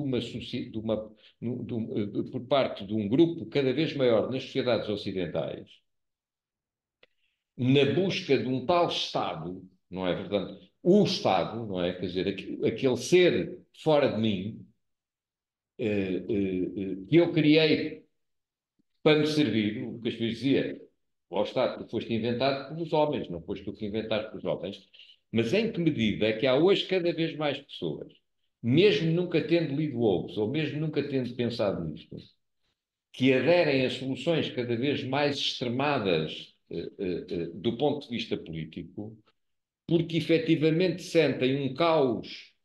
Ou seja, não é a guerra civil em que nos andamos a matar aos tiros uns aos outros, mas há um estado de guerra civil nas sociedades, da não tolerância, da irascibilidade, etc., etc., da imposição que me querem fazer, que eu tenho que aceitar a opinião do outro como sendo válida e eu não posso dizer a minha.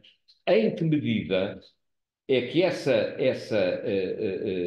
perspectiva está a conduzir, ou pode conduzir, a eu ter um Estado cada vez mais, entre aspas, monstruoso, que vem tomar conta de mim. Está a ver? Isso é uma coisa que me preocupa. Portanto, repare, não é para mim agradável saber que sou cada vez mais controlado na rua. Não é? Quer dizer, eu tenho que desligar, eu já nem posso desligar este telemóvel. Porque nos telemóveis antigos eu podia desligar o telemóvel e ninguém saberia onde eu estou. Eu hoje, mesmo que desligo o telemóvel, toda a gente pode saber onde eu estou. Dizia-me no outro dia alguém aí de uma força de segurança, se eu for consigo de carro para Porto Alegre e levarmos os nossos telemóveis desligados, o carro de trás vai ouvir a nossa conversa, porque isto é um transmissor. E, portanto, eles podem ouvir a nossa conversa. Ora, isto preocupa-me porque eu sinto a minha liberdade individual, a minha privacidade. Eu não tenho problemas na vida. Não tenho. Podem ouvir as minhas conversas à vontade. Então as conversas consigo podem ouvir totalmente. Veja lá o que está a dizer. Veja lá o que está a dizer. Somos anos homens casados. Ambos, quer dizer, ou seja, mas não. Já estive mais próximo. Comigo não, mas eu sou casado com uma senhora há 35 anos e não dava para isso. Mas, com todo o respeito, peço imenso. Isto agora, de facto, tem que se ter um cuidado imenso com aquilo que se diz, com todo o respeito, e, portanto, respeitando. Mas está a ver, Francisco, em que medida é que a procura da ordem ou da segurança, mas da ordem, não pode pôr em causa, tal como Hobbes tinha pensado, não pode pôr em causa um valor que também é essencial, que é o valor da liberdade. Sim. Está a ver? E é nesse sentido que eu tento trazer e que acho de uma atualidade imensa à leitura de Hobbes, porque acho que, independentemente das várias interpretações, Hobbes nos transporta e nos conduz para problemas muito atuais. Pronto, tentar organizar aqui as minhas ideias. Em primeiro lugar,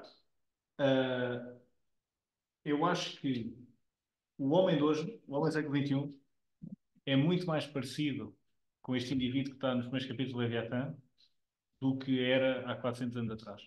Portanto, houve nitidamente um caminho que foi aprofundamento no individualismo de uma forma brutal que penetrou na sociedade. As ideias têm consequências e isto é uma realidade que eu acho inegável. E, portanto, criou aqui um estado de desordem que decorre de uma ultra subjetividade que nós não estamos a conseguir controlar. Ou seja, nós estamos neste momento, acho que no mundo ocidental, a viver um estado de não só pré-guerra civil em alguns países, que decorre o quê? Novamente, num combate, por vezes, muitas vezes desordenado entre diferentes concepções do bom e do mal. E nós vemos isso, por exemplo, com o wokeismo. O wokeismo é uma consequência quase dramática deste homem que determina tudo subjetivamente. Ao mesmo tempo, em oposição a esse indivíduo, essa figura típica do indivíduo que nós não somos propriamente tornando, ao mesmo tempo também se foi aprimorando essa figura de Estado. De tal forma que, cada vez mais, nós vivemos a seguinte situação. Eu lembro agora do livro do Patrick Lenin, porque acabou o liberalismo. Porque está a falar o liberalismo, exatamente. Em que ele dizia exatamente isto. Nós aproximamos desse indivíduo, enquanto que, do outro lado, deixamos de ter aqueles corpos intermédios que mediavam a nossa relação com o Estado, ou seja, aqueles corpos naturais que mediavam a nossa relação com o poder político. Nós, neste momento, estamos numa relação imediata com o poder político, com o Estado. E, portanto, não só esse indivíduo parece precisar cada vez mais do Estado para cumprir os seus próprios desígnios, como o Estado também precisa, não tem outra fonte de legitimidade, nem nenhuma outro alicerce onde se agarrar, de relacionar com o indivíduo só. Portanto, eu acho que essa questão do Estado entrar na vida de cada um de nós, não só também com os desenvolvimentos técnicos que são brutais, vai acabar por ser uma dicotomia que foi sendo criada, mas que vai ser exacerbada. No entanto, há aqui uma questão mais preocupante, que é, nós estamos habituados a ver esta dicotomia entre o indivíduo e o Estado e a pensar quanto menos o Estado for, quanto mais pequeno o Estado for, maior a liberdade do indivíduo. Isso é já cair na armadilha deste menino, deste senhor. Que aí ele entende efetivamente, ele e Locke e os modernos, entendem a liberdade como, essencialmente como isto, como a concretização da nossa vontade. E quanto mais espaço nós tivermos para concretizar essa vontade, quanto menos obstáculos tivermos, mais limites devemos ser. Isto implica já aceitar as respostas de no entanto, acrescentou-se aqui um problema muito grave. É que eu duvido muito. Estamos aqui, hoje, que convivem com isto todos os dias. O Estado seja a maior ameaça à nossa liberdade, não é? Mas neste momento, eu não sei até que ponto é que o próprio Estado não é, e daí essa também a necessidade de ter uma resposta. Pode ser mal articulada, pode ser precipitada, mas pelo menos, tal como no Brexit, uma necessidade de conter uma campanha do Brexit, de tomar de volta com algum controle. Porque nós vivemos num mundo em que não só o desenvolvimento técnico foi aprimorando mecanismos de controle da nossa liberdade, que não são mecanismos estatais. Muitas vezes são empresas multinacionais gigantescas com valor cotado em bolsa muito superior ao valor cotado português, ao PIB Estado português, e que têm uma capacidade de monitorização, de controle das pessoas, que é, eu acho, intensável aos anos atrás. Por outro lado, temos super startups dos Estados Unidos, da China, que têm alguma dimensão para conseguir filtrar e controlar estes atores que são atores de feito, não políticos, os outros Estados não têm. E até que ponto é que nós não nos vamos precisar de ver no próprio Estado um filtro e um protetor em relação a este desenvolvimento técnico e ao poder, digo, das grandes tecnológicas, acaba por ser, eu acho que nós estamos a caminhar para um Estado e estamos a caminhar para um novo feudalismo. E temos, em vários pontos do mundo, estas empresas com imensos recursos, com valores de em bolsa superiores a muitos países, com um arsenal técnico brutal, capazes de monitorizar qualquer coisa, de fechar as nossas linhas de comunicação, de desligar os nossos telefones, de ouvir as nossas conversas, e com a inteligência artificial, a desenvolver-se cada dia de uma forma que nós também temos noção. Não sei até que ponto é que o próprio Estado, recorrer ao próprio Estado, não vai ter necessidade, e aí, aquelas coisas, tiver que ser, se tivermos que recorrer ao Estado para ser o nosso protetor em relação a isso, eu acho que não vai dar. E por isso é que sinceramente, tenho pensado na própria ideia da União Europeia como se calhar a única forma de conseguirmos ter aqui um ator minimamente capaz de conseguir controlar estes fenómenos. Senão, claro, há muito mais em jogo do que simplesmente poder estar. Então, neste momento, eu acho que não é um problema. É só o problema para quem está na estrada a 140 e 150 e dá uma multa. É nesse aspecto, sim. Agora, para o que realmente conta e que vai cada vez mais ser um empecilho e até um controle muitas vezes invisível para a nossa liberdade, não estamos a falar sobre liberdade de movimento, estamos a falar sobre liberdade de pensamento. A forma como as pessoas, muito mais jovens, crescem hoje, agarrados aos talos das telefones, a seguir os algoritmos das redes sociais, dos jovens, é muito mais perigosa do que qualquer ameaça à nossa segurança. Eu não tenho dúvidas disso. Por isso é que eu acho que a questão da segurança é uma questão típica, mas que, se nós pensarmos um bocadinho, até há coisas que falam dela que são muito mais importantes. E esta da inteligência artificial, o ataque à liberdade de pensamento, o ataque não à liberdade de pensamento é mais perigoso, é mais perigoso. Eu não sei se em casa há alguém que queira fazer alguma pergunta, não sei. Não. E aqui? Onde eu fico com um cigarro. Eu se calhar gostava só de. Eu começo já a pedir desculpa pela simplicidade, certamente a minha intervenção anda muito longe deste tipo de obra. Dou os parabéns ao Francisco pelo trabalho que fez. Mas estava a ouvir-vos e estava por perguntar, se calhar, tem jeito de educação, de Manuel Monteiro, se, assim como durante a evolução dos tempos, o homem se viu um bocadinho obrigado a fazer este contrato que abdica um bocadinho da sua liberdade por uma segurança à sua própria situação conferida pelo Estado. Nós chegamos hoje, e se calhar um bocadinho aquilo que o Garcia estava a querer dizer, a um momento em que o próprio Estado, os próprios Estados, pela complexidade do mundo moderno e até pela complexidade dos próprios conflitos armados que vivemos hoje em dia, o próprio Estado se vê obrigado a procurar a sua autopreservação conferida por um Estado superior, neste caso, Portugal, por uma Europa. Isto aqui leva um bocadinho àquela ideia. Como quem disse assim, era a própria teoria de Hobbes.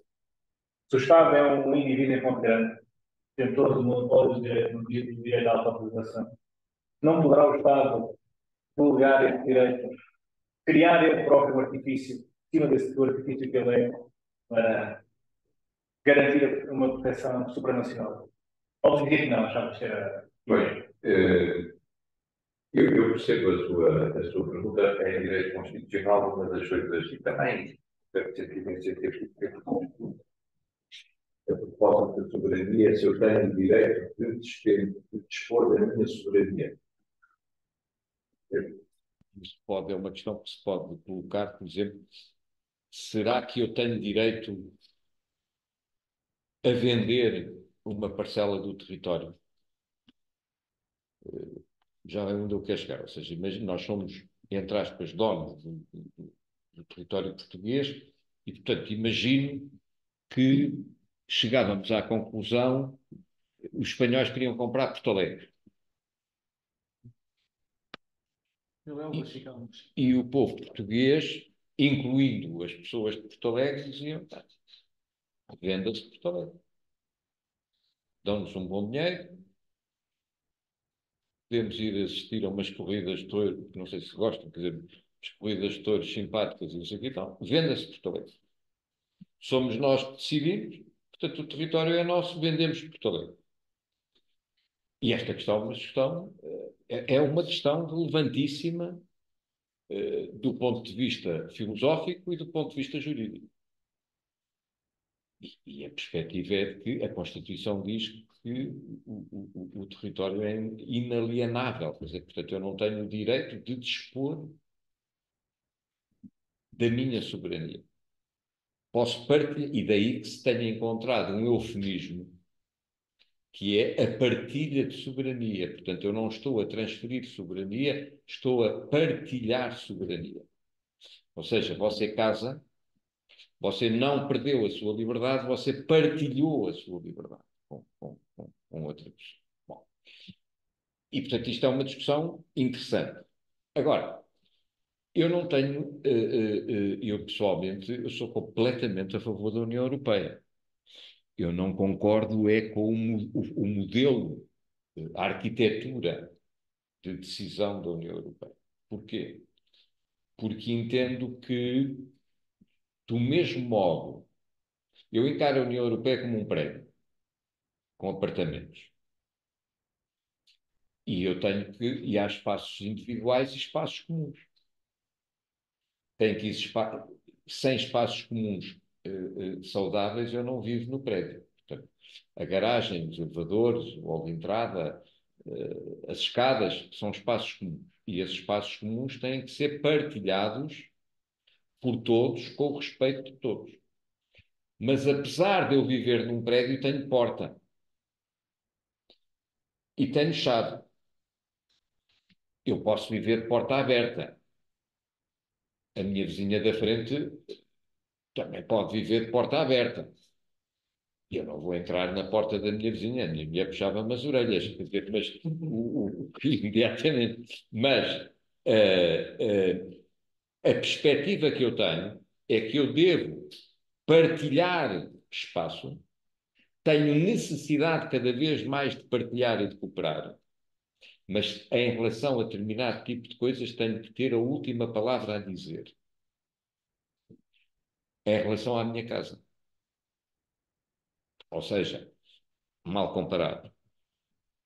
Eu admito que o condomínio diga o senhor não pode assar sardinhas dentro de casa porque não há capacidade para...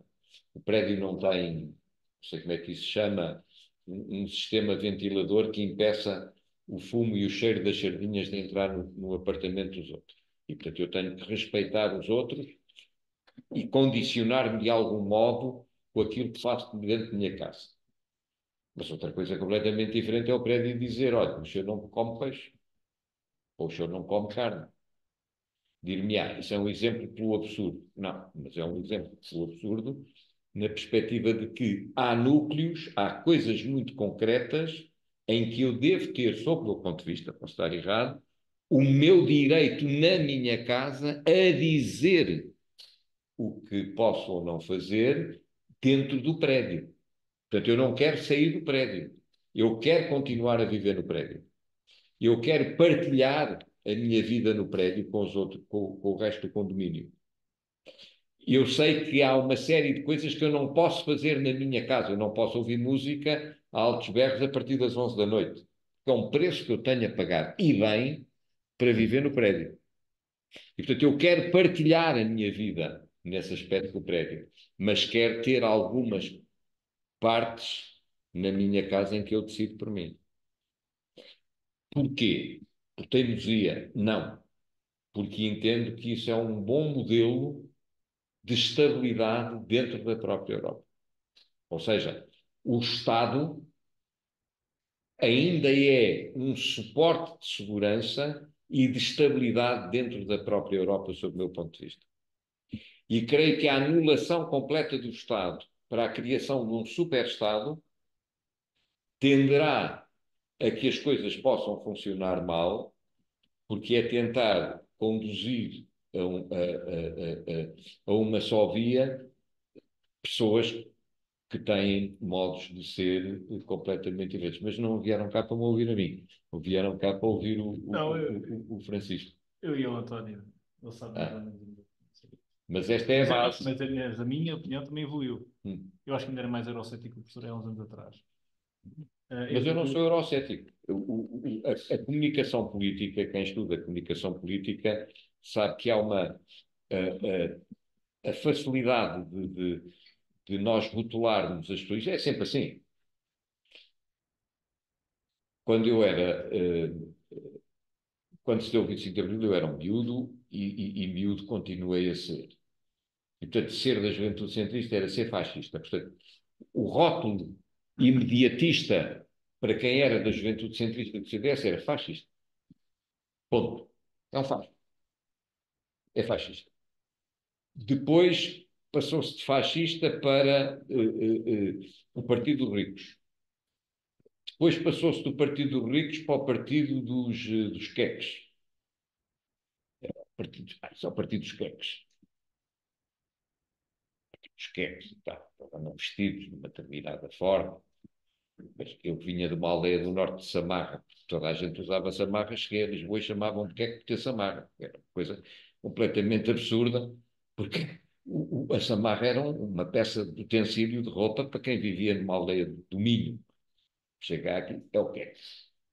Tudo bem, mas o rótulo. E em dada altura, os que eram defensores de uma ideia da Europa das Nações, inspirados no General de Gaulle, passaram a ser chamados de eurocéticos e depois, numa determinada fase, de antissoberanistas. Erro. Porque todos aqueles que se filiavam no pensamento do General de Gaulle, e eu era um deles, isto é uma coisa gravíssima, eu estou aqui a falar abertamente, isto vai ficar gravado, a Fundação Konrad Adenauer vai dizer assim, ui, quem fomos pôr à frente do evento. Bom, mas todos aqueles que defendiam o pensamento da Europa das Nações, como era o caso dos gaullistas, eram profundamente defensores da democracia, da liberdade e da Europa. Era uma ideia da Europa, não distinguiam a ideia da Europa da ideologia europeia, por contraponto ao federalismo europeu. Todas essas correntes políticas acabaram. E, obviamente, quando há vazio na política, sobe a extrema-direita.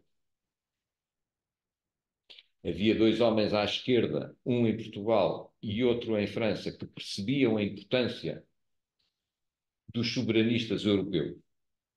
Mário Soares em Portugal e Mitterrand em Espanha, em França. Os outros que vieram a seguir não perceberam essa importância. Nós éramos um tampão à extrema-direita. No dia em que deixámos de ser esse tampão à extrema-direita subiu.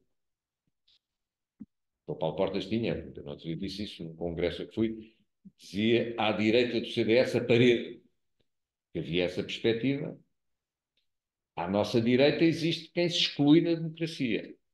Mas no sistema temos aqui a parede. A parede desabou. Mas não foi só em Portugal. Foi em Portugal, foi na França, foi em Inglaterra. Nós estamos a assistir a uma coisa gravíssima neste momento em Inglaterra, que é o esboroar do Partido Conservador Inglês e o surgimento deste novo partido do Farage, que eu conheço pessoalmente, do Farage, que já está nas sondagens à frente do Partido Conservador Inglês. E isso é muito, para mim, é um bocado preocupante. Mas eu percebo e respeito o Francisco. Eu tinha um grande amigo que foi filiado, que foi sócio aqui do IDEL, que era o João Pedro Simões Dias, com quem tinha conversa até às 5 da manhã, e que escrevia livros claramente a favor do federalismo e convidava-me quase sempre a fazer o prefácio, que era o castigo dele a mim. e eu respeito e fascina-me discutir isto com quem pensa diferente de mim. Agora, ai de nós se não há Europa, ai de nós se não há valores europeus civilizacionais, e ai de nós se não há União Europeia. Agora, resta saber que modelo de União Europeia. E aí eu continuo a ter as maiores dúvidas, ao contrário do Francisco, que eu compreendo que tenha. Mas também muita coisa pode mudar até lá. É? Muita coisa pode mudar até lá. Mas pronto, vamos ver. Vamos ver. Muito bem. Mas temos que tomar um cigarrinho ou não? Os senhores não querem fazer mais uma pergunta ao doutor Miguel? Não tenho assim nada. Ele foi assim. Deve ouvir.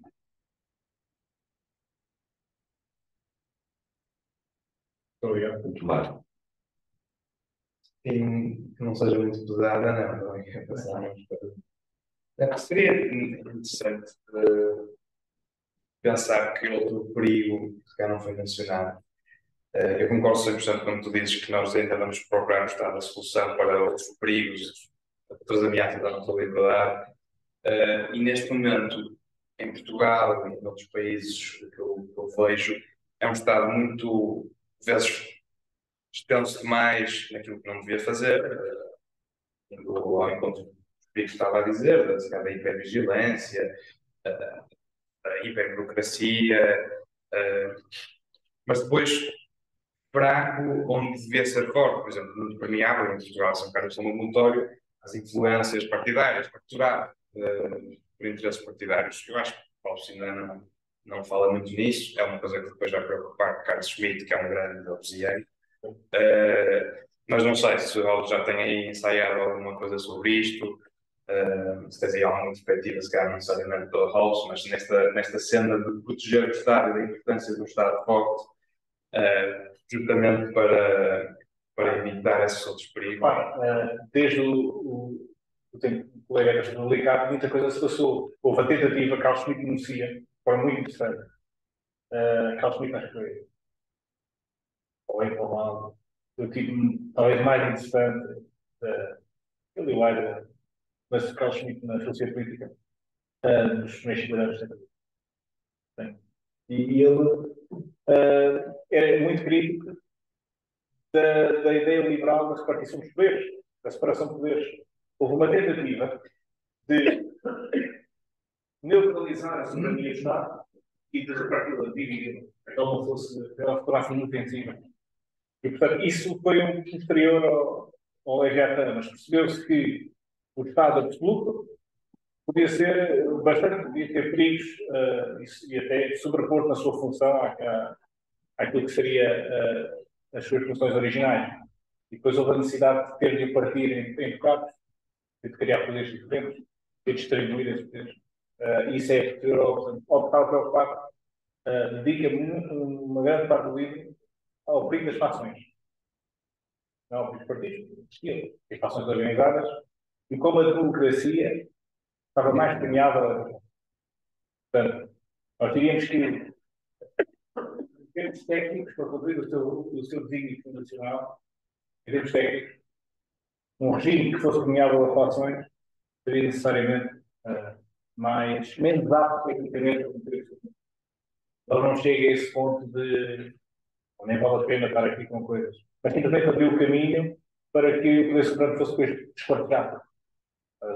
Em Locke começa a ser despartilhado, depois os fundadores americanos, então a malta toda, começam a neutralizar a soberania e tentar torná-la inofensiva. Depois houve outras formas de neutralizar a soberania, não foi só despartilhá-la. Foi, por exemplo, através da área que é o mercado. Acaba por domesticar o próprio Estado, a própria soberania. Portanto, isto é são os elementos posteriores que eu acho que apenas podemos ver, encontrar nele o início desse movimento. Não é? Isso aí. Joana, quer perguntar alguma coisa ao Francisco?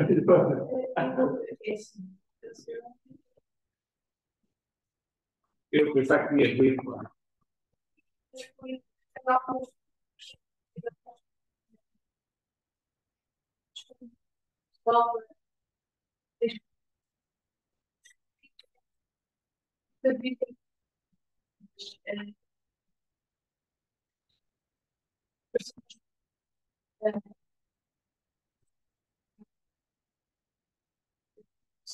Caso não tenha mais falar sobre o foi interessante também falar da distribuição do conceito de acho que a pessoa pode dizer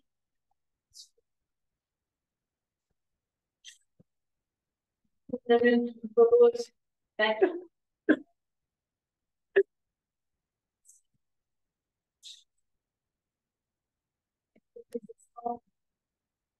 Valor, o ideal, De modo humano extraordinário. são tudo aplicados. Nós pequenos, nós bem maior, não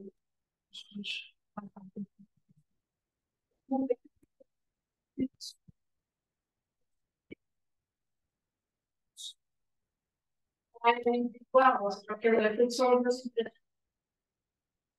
e foi essa aplicação mais difícil desta obra. Claro, quando fazer uma questão de comprar a obra e ler também. Também para que se tenha estes pontos. Férias eu não tenho. Sou jornalista. Portanto, é um certo masoquismo profissional.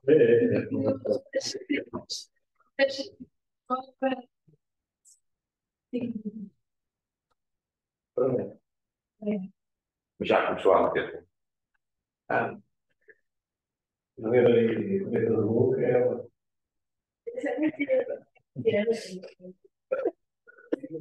Eu posso dar. Muito bem. Então, muito obrigado, Francisco.